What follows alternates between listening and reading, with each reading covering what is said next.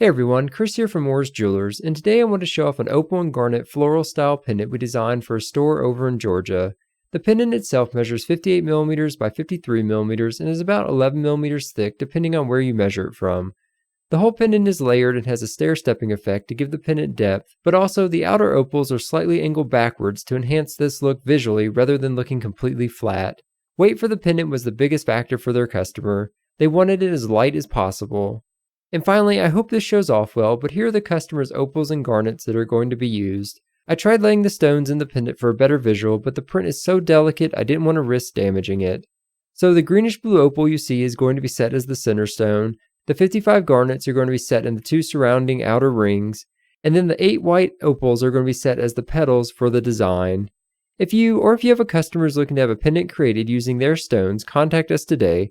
For anything else, feel free to leave us a comment. We're always happy to help in any way we can, and thanks for watching.